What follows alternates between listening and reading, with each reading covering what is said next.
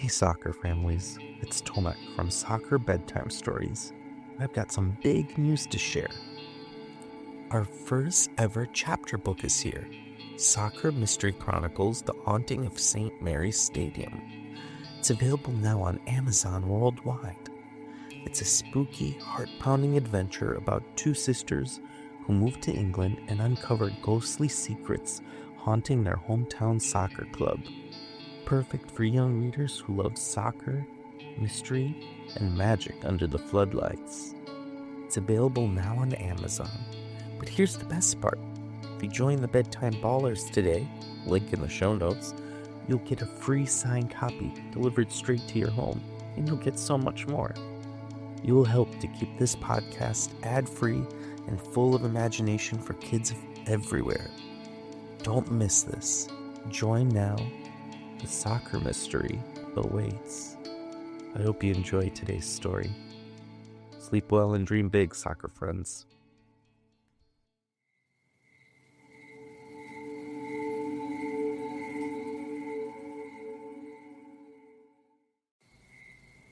As the stars begin to twinkle in the night sky, and the world slows to a gentle hush, there's a perfect moment to think about the journeys that start with a single kick of the ball. Our soccer stories aren't just about trophies and famous stadiums.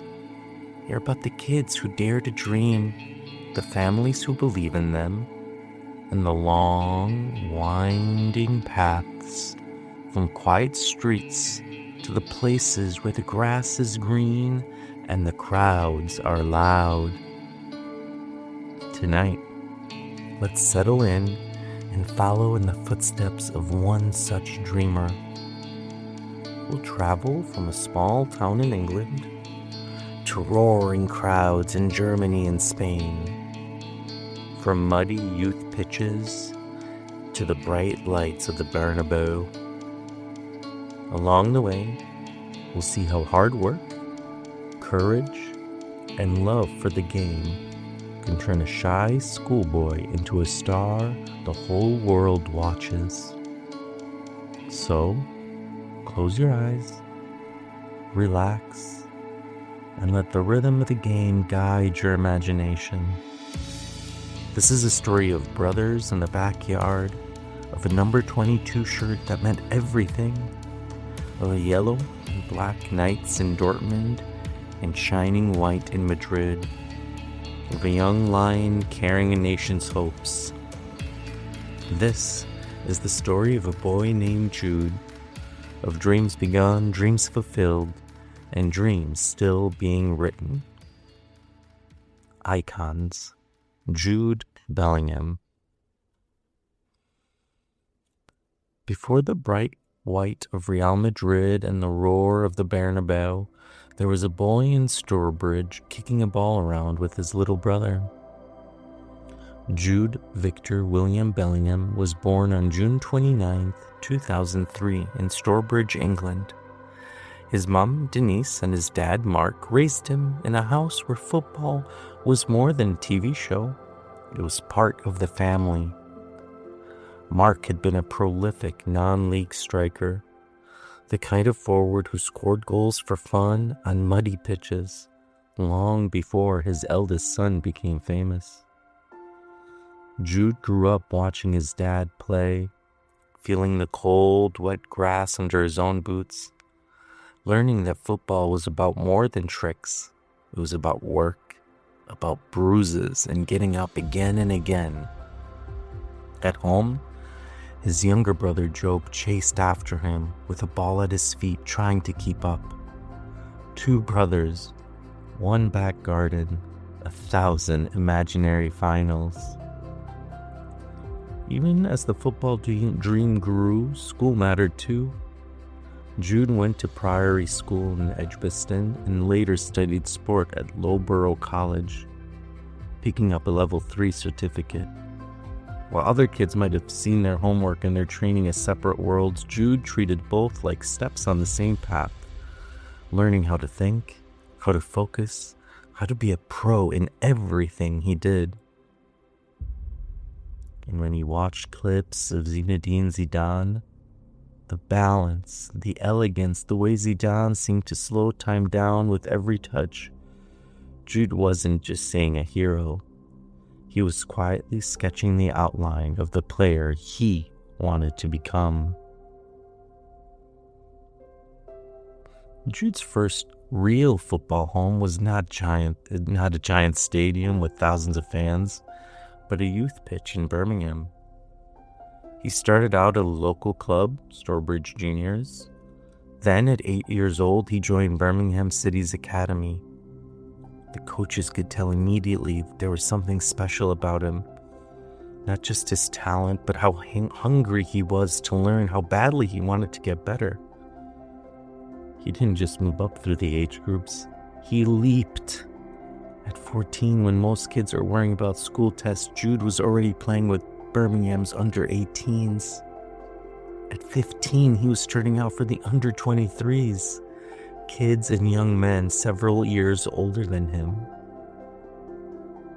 On October 15th, 2018, away to Nottingham Forest, he got his first real taste of the U23s, of what it meant to decide a game. Jude came on after an hour, full of restless energy, and kept driving his team forward. As the clock ticked toward full time, a loose ball bounced his way in the box. Jude slid in and forced it over the line for the only goal of the match, an 87th minute winner. Impact made. Statement sent. By the spring of 2019, he had already scored a handful of goals for the development squad, been named on a list of the most exciting teenagers in English football, and caught the eye of major European clubs. At the same time, he was quietly being eased into the first-team environment, training with the seniors, sitting on the bench as the 19th man, watching, learning, soaking in the pace and pressure of championship football. In July of 2019, Jude signed a 2-year scholarship with Birmingham City. He went on the first team training camp in Portugal, shined in preseason friendlies, and was given the number 22 shirt for the new campaign. And then, on August 6, 2019, everything changed. Birmingham traveled to Portsmouth for an EFL Cup tie, and Jude was named in the starting 11.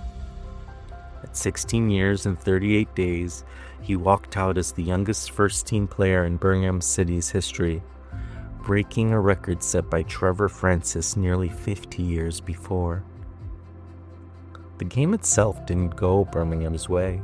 They lost 3-0. But anyone who watched could see that Jude belonged. He played 80 minutes, never hid, always demanded the ball. Local reporters gave him man of the match. 19 days later, he made his league debut away at Swansea. Then came his first home match against Stoke City. Coming off the bench early in the game, he picked up the ball on the edge of the box, took a shot that flicked off a defender and flew in. It was the winner. At 16 years and 63 days, he was now Birmingham's youngest ever goal scorer. 2 weeks later, away at Charlton, he popped up again, finishing from a cutback to score the only goal of the match. A teenager who should have been doing his homework was now changing games in one of the toughest leagues in the world. The staff moved him carefully, first wide on the left, then into central midfield where he could see more of the game. Then higher up, as an attacking presence, he handled every step. By the time the 2019-2020 season finished, he had played 44 games in all competitions, scored 4 goals, and became the heartbeat of the team. Birmingham stayed up by a narrow margin, and lots of people pointed to their young number 22 as a huge reason why. In response, the club did something that shocked the football world. They announced that after Jude left, they would retire his shirt number. 22, they said, would always be the reminder of one of their own, a teenager who had carried the team and showed every kid in their academy what's possible. By the end of the season, it was clear Jude wasn't going to stay in Birmingham forever. The biggest clubs in Europe were circling. United wanted him. Others did too. Jude and his dad visited several teams, listened to their plans, and studied how they treated young players. In June 2020, he made his decision. Deutschland, Germany, Borussia Dortmund. Dortmund had built a reputation for trusting kids on the biggest stages. Jadon Sancho, Erling Haaland, Robert Lewandowski, and others. They promised Jude minutes, responsibility, and the chance to grow in one of Europe's loudest stadiums. The fee, reported around £25 million, made him the most expensive 17-year-old in history. That's the kind of headline that can weigh heavily on young shoulders. Jude treated it instead like another challenge. He debuted on September 14th, 2020, in a DFB Pokal Cup match against MSV Duisburg. 17 years, 77 days old, starting for Dortmund. Half an hour in, he made a late run into the box and scored. Youngest goal scorer in club's history. Youngest scorer in the cup. Another record quietly crossed off. 5 days later in the Bundesliga, he assisted Giovanni Reina in a 3-0 win over Borussia Mönchengladbach and was named Rookie of the Month for September. The yellow wall might not have been full because of the pandemic, but you could still feel the energy they had for something special in the midfield. When he started for Dortmund in the Champions League away to Lazio, he became the youngest English player ever to start a Champions League game. Soon after, he scored his first Bundesliga goal, then his first Champions League goal, this one in a quarterfinal against Manchester City, the club many people thought he might one day join. Again and again, Jude made big matches feel like just another chance to show who he was. He helped Dortmund win the DFB Pokal, played almost every week, and by the end of his first season had been voted newcomer of the season by players across the league. The individual awards kept coming, second place in the Copa Trophy given to the best under-21 player in the world. Then, he would win it outright just a couple years later. He also took home the Bundesliga Player of the Season award in 22-23. From Stourbridge to Birmingham to Dortmund, the line kept going up, up, up. But it wasn't all easy. On the last day of that 2022-2023 season, Dortmund needed a win at home to Mainz to become champions of Germany. Jude was injured and could only watch as his team went down 2-0 and then drew 2-2 and saw Bayern Munich snatch the title on goal difference. Cameras caught him at full time, pushing them away, tears in his eyes. A teenager who had given everything and still come up just short. That pain too became part of his story. In June 2023, another giant step. Real Madrid, the club of Di Stefano, Zidane, Cristiano Ronaldo, announced they had signed Jude on a 6-year deal. The fee was enormous, a base of €103 million. With add-ons that could push it much higher, he became the 6th Englishman ever to join Madrid in the modern era. He chose the number 5 shirt, once worn by Zidane himself. The boy who had watched Zidane videos now carried his number on his back. From beginning, it looked like he was born for it.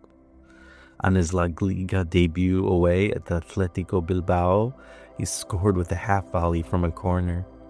Then he scored twice and set up another in the second game. He grabbed a late winner at Celta Vigo, and in his first match at the newly renovated Santiago Bernabeu, he scored a 95th minute winner against Getafe, running toward the fans with his arms out as they bowed in celebration. 10 goals in his first 10 games for Madrid, goals in his first Champions League matches for the club, a stunning long-range strike, and a stoppage time winner in his very first El Clásico, away at Barcelona. It felt like every week brought a new record, a new first, a new headline. By the end of that first season, he had become Real Madrid's top league scorer, won La Liga Player of the Season, and helped Madrid lift both the league title and the Champions League. Against his former club, Borussia Dortmund, in the Champions League final, he set up Vinicius Jr. to score the second goal in a 2-0 win. He was named Champions League Young Player of the Season and finished third in the voting for both the Ballon d'Or and the Best FIFA Men's Player. Setbacks came again. A dislocated shoulder that needed strapping, then surgery, a red card and suspension for arguing with a referee in Spain. But every time Jude came back, scoring again, assisting again, stepping into big games as if it was just another kickabout with his brother Job in the backyard of their family's home. Now, the Three Lions, long before Jude pulled on the white shirt of England's senior team, he had already worn the Three Lions at every age he possibly could. He was eligible for both England, where he was born, and the Republic of Ireland through a grandparent. But from the time he first walked into an England youth camp wearing a training top that was slightly too big and boots that never stayed clean for long, there was a sense that this kid might be different. At under 15, he captained his country against teams like Turkey, learning what it meant not to just play for England, but to lead them. He wasn't the loudest voice in the room, but when the game got tough, teammates looked for number 10. The one who always wanted the ball, the one who would drive them forward instead of drifting away. Soon he was moving up, under 16, under 17, more games, more goals, more armbands. At the Syrenka Cup in Poland in 2019, he led England's under-17s through a mini tournament that felt to the boys like a first taste of a World Cup. He came off the bench and scored against Finland, captained the team in a comeback win against Austria, and kept the armband in the final against the hosts. England lifted the trophy after a penalty shootout, and Jude was named player of the tournament. For the first time, a stadium full of fans in another country heard the name over the loudspeakers. The next steps came quickly. In September 2020, Jude was called up to England's under-21s, a huge leap for someone so young. When he came on against Kosovo and scored England's 6th goal in a 6-0 win, he became the youngest player ever to appear in the under-21s. It was another record, another line in the story, but the pattern was already familiar. New level, same Jude. Take the ball, make a difference. Don't act surprised.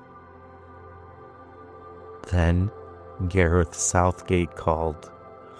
In November 2020, after injuries opened a spot in the squad, Jude Bellingham, still just 17, was called up to the England senior team. Now, not like us, we might have done this, but he didn't scream or jump around when he found out. He just smiled that slightly shy smile and packed his bag. When he stepped onto the pitch at Wembley as a substitute against the Republic of Ireland, he became England's 3rd youngest full international, behind only Theo Walcott and Wayne Rooney. From the outside, it looked like a fairy tale. From the inside, it felt like the next step in a journey he'd been on since those first days in the backyard with Job and his father. The bigger tournaments soon followed. At Euro 2020, Jude came off the bench against Croatia and Wembley and became the youngest English player ever to appear at a major tournament, and the youngest player of any country to play at a European Championship. A record that would be broken a few days later, but still a sign of how quickly he was climbing. Then came the World Cup in Qatar. Under the bright lights and desert sky, Jude stopped being just a talented teenager and started to look like the future of England's midfield. In England's opening game against Iran, he rose above defenders to meet a cross from Luke Shaw and steered a perfect header into the net. It was England's first goal of the tournament and made him their second youngest World Cup scorer. Later in the game, he carried the ball through midfield to start the move for Raheem Sterling's goal, and later again slid a pass that eventually led to Jack Grealish tapping in the sixth. In the last 16 tie against Senegal, with the score still 0-0 and nerves creeping in, Jude picked up the deep ball in his own half and went tearing through midfield, dodging tackles, carrying his team up the pitch. He slid a pass into Jordan Henderson's path for the opening goal and helped ignite a 3-0 win that sent England into the quarterfinals.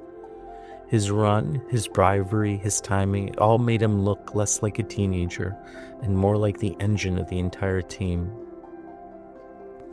By the time the number ended, people all over the world were talking about the kid in England's number 22 shirt who played like he had been doing this for 10 years or more. Then came another test of his temperament and talent, Euro 2024. Named in England's 26-man squad, Jude arrived in Germany not just as one of the youngsters, but a genuine star. In the opening game against Serbia, with tension thick in the air, he met a deflected cross from Bukayo Saka with a powerful header, blasting the ball into the net to give England a 1-0 win. He was everywhere that night, pressing, tackling, dribbling, and was named player of the match. But the moment that truly felt like something out of a movie came in the round of 16 against Slovakia. England were losing 1-0. The clock had ticked into the 95th minute. The referee was about to blow the whistle. One more throw-in, one more cross, one more hope. The ball was launched into the box. It bounced once, twice. Jude twisted his body back to goal and threw himself into the air. Overhead kick, contact. The ball zipped past the goalkeeper, crashed into the net, and sent England wild. In a heartbeat, he had dragged them from the edge of elimination into extra time. England would go on to win 2-1, and once again Jude took the Player of the Match award. He celebrated with a gesture to the Slovakian bench that got him into trouble later. UEFA fined him and gave him a suspended ban, reminding everyone that for all his maturity, he was still a young man learning where the line is. But even in that, there was a lesson. You can be passionate and still have to face the consequences, then grow from them. In the quarterfinal against Switzerland, he played the full 120 minutes in another tense game, then stepped up calmly to score from the spot in the penalty shootout. England advanced again. In the final against Spain, he helped Link play in the midfield and had a small, clever touch that freed Cole Palmer to score England's equalizer, even though Spain would eventually find a late winner. When the tournament ended, England were runners-up. The trophy had slipped away again, but Jude Bellingham had done what he always does: show up in the big moments, demand the ball when others might hide. And so, soccer friend, as the night grows quiet and the city lights fade into the distance, Jude's journey reminds us of something important. Every superstar was once a kid with a ball at their feet and a dream in their heart.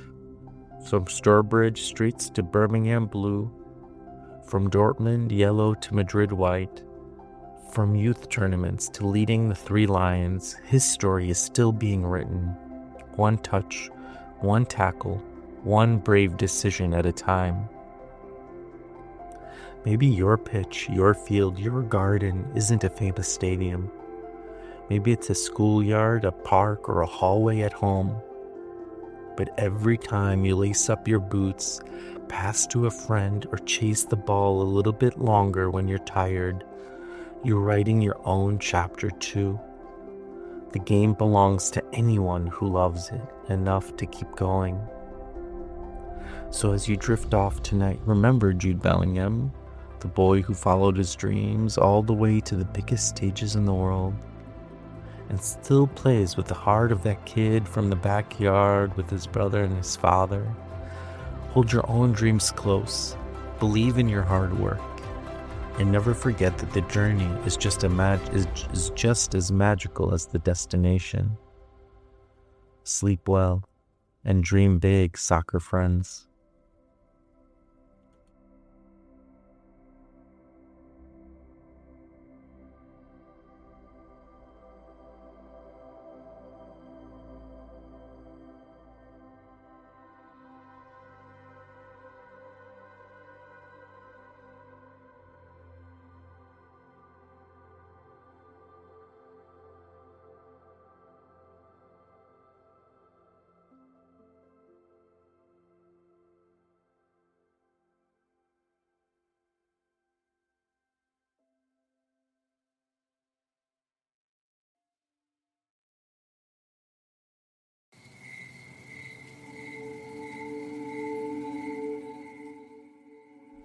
Thank you for joining us on this enchanting journey through the world of Soccer Bedtime Stories. As we reach the end of this episode, I want to express my gratitude for your presence and support. Your engagement means the world to us, and we invite you to become an integral part of our vibrant community. Make sure to subscribe and follow. This will not only keep the magic alive, but also help shape the stories we bring to you. We're eager to hear your feedback, suggestions, and the topics that ignite your passion. Feel free to reach out to us at soccerbedtimestories@gmail.com. Together we'll create a community that celebrates the magic of the beautiful game. Now, sleep well and dream big, soccer friends.